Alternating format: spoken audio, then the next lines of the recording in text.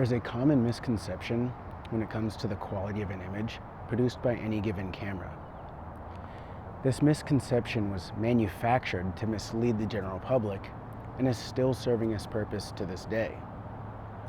If we as consumers didn't buy into this lie for the last 15 years, cameras would be much better today.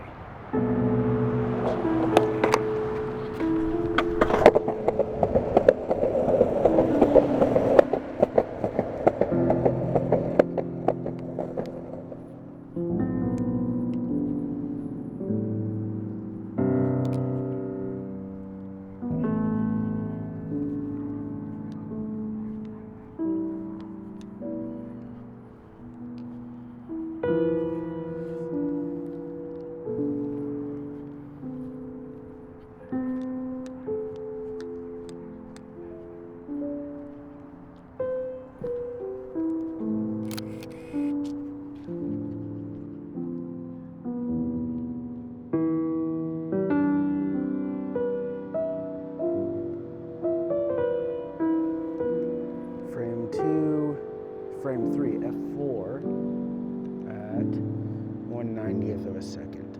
I don't like the frame. Swap lenses.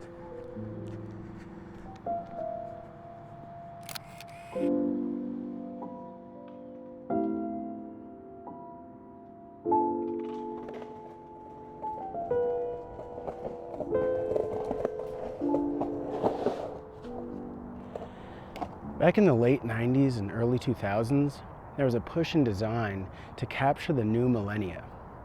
There's something about the future that sold.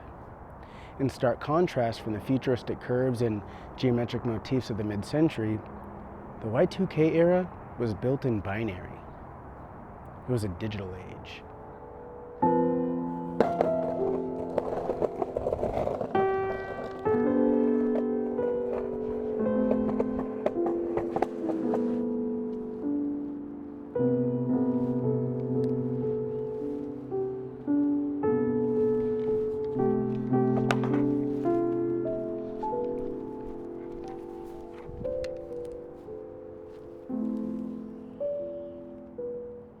So I'm metering for the front of the house, but I'm going to underexpose the front of the house by half of a stop.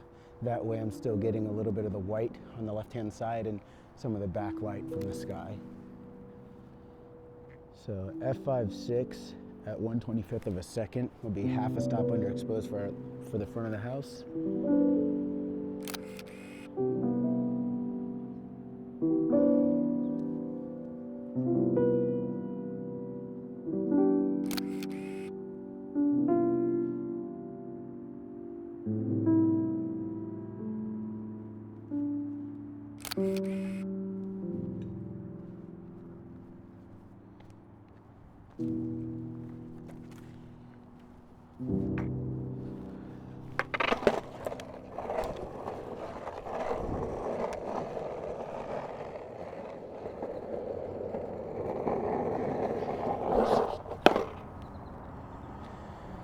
Layered, hard-shaped metallics and disjointed body lines directly oppose the mid-90s simple boxed beige. Complexity was king, and the closer you got to emulating a transformer, the better off you were. We had names like the Osiris D3, Chevy Z71, Motorola Razr, the Canon EOS 1, XL H1, Vixia HV10, and Sony's DCR VX2000. This was a space race, and the megapixel was king.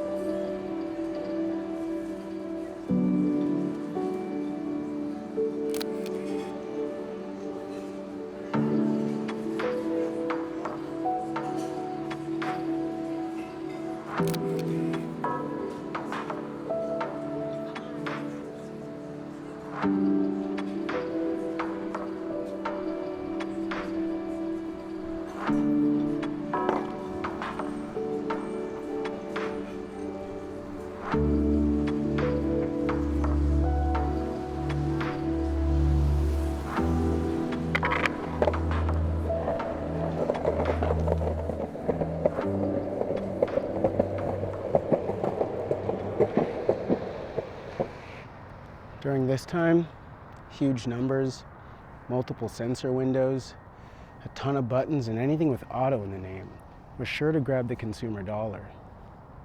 As we switched from CCD sensors to CMOS sensors, every new product boasted HD resolution.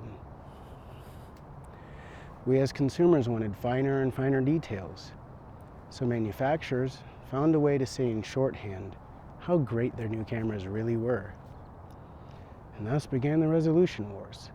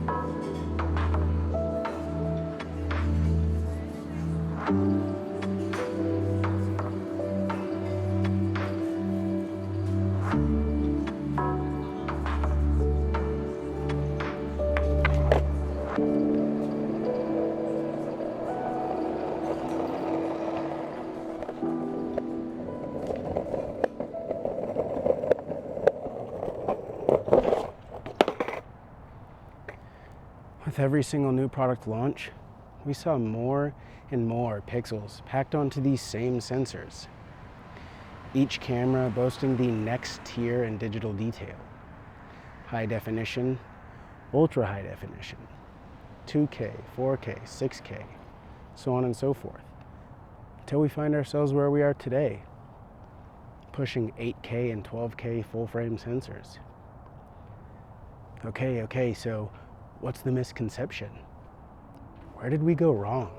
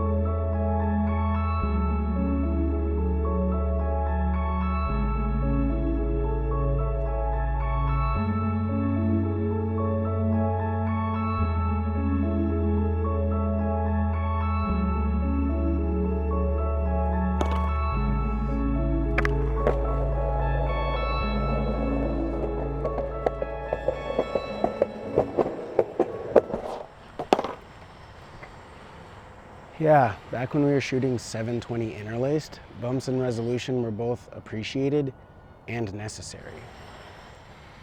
However, most viewing applications are still sitting at 2K resolution.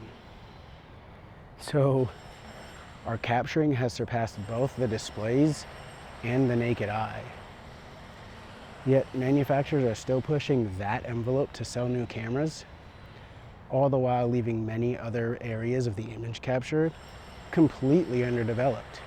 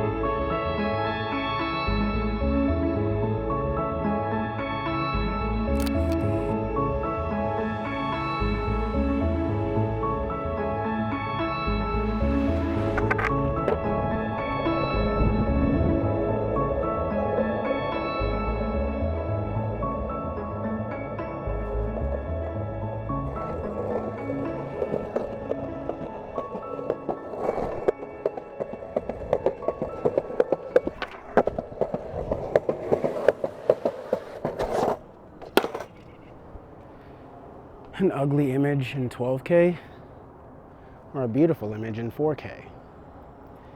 See, resolution doesn't determine the quality of an image, just the number of pixels used to save it.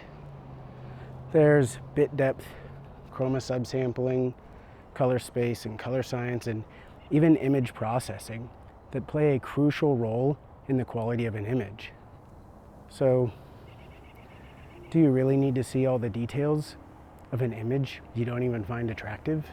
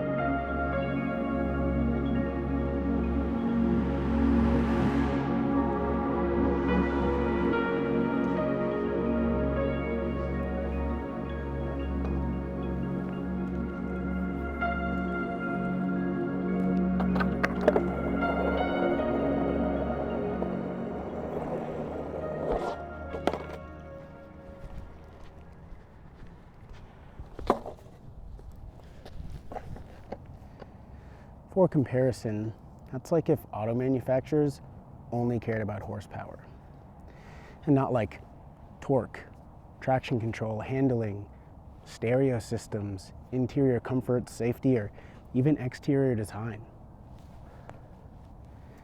Yeah, we have vehicles that have more power than you'd ever need, yet they devour fuel and aren't even fun to drive. That's where the state of cameras are today.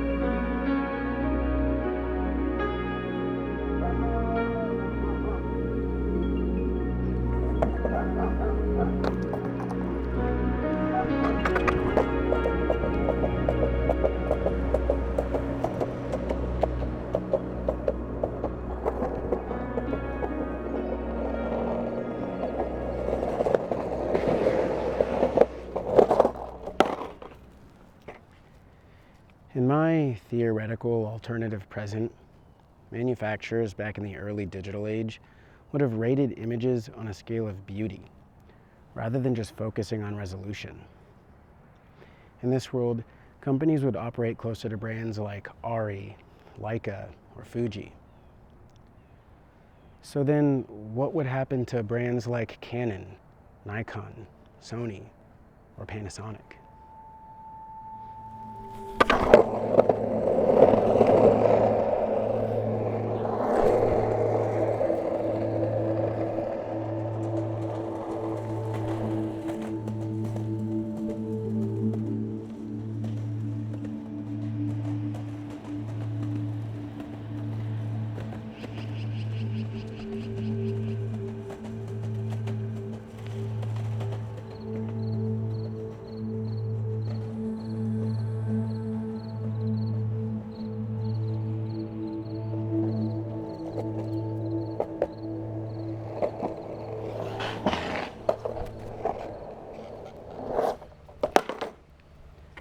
Outside of Canon's color science and Sony's low-light performance, all of these big four manufacturers are fighting for the same place in the market.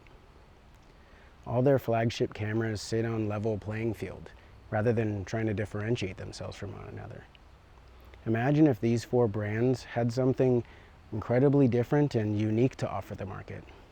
Users would have real choice. So it's no wonder that younger generations are reaching for quirkier, vintage options.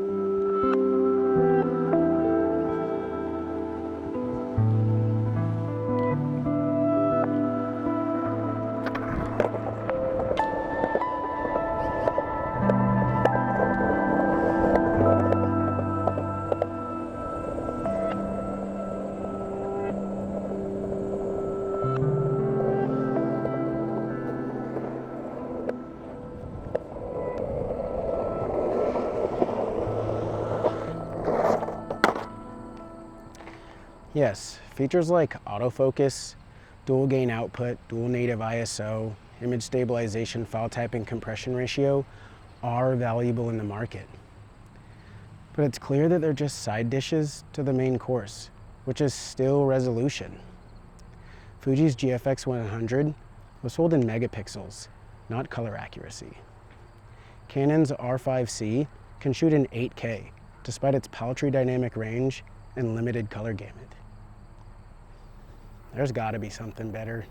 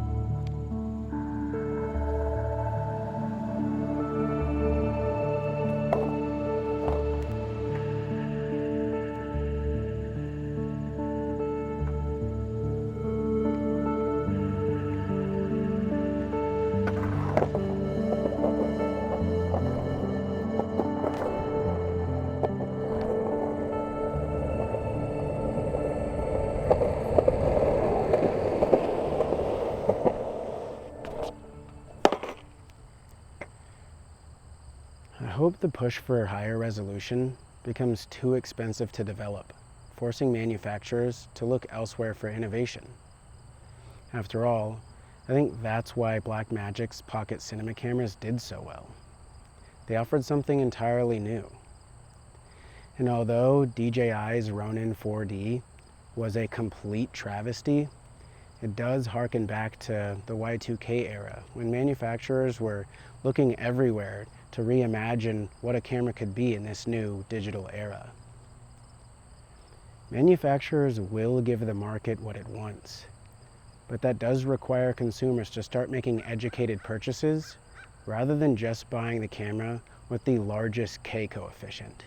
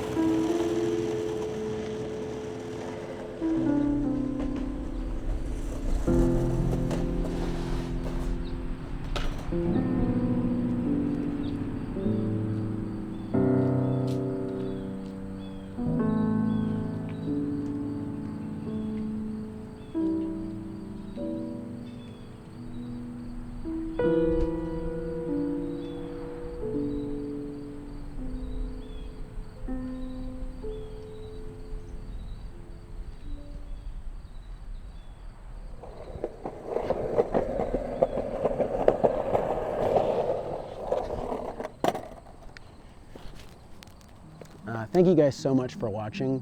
If you're new here, this is a personal channel. all about what it takes to be a working professional artist.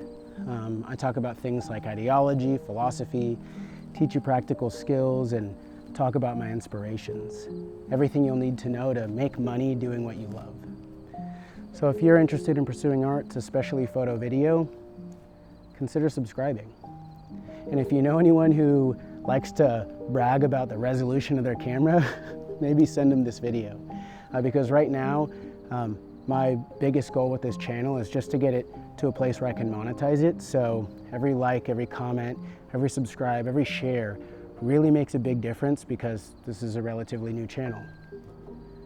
Well, that's it for this video, and hopefully you enjoyed it. It is only shot in 1080. There's no reason to shoot anything else. You're only watching in 1080 on a phone or a laptop, most likely. So hopefully it was good enough.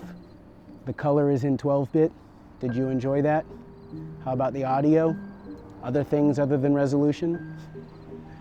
Well, hopefully I will see you in the next one.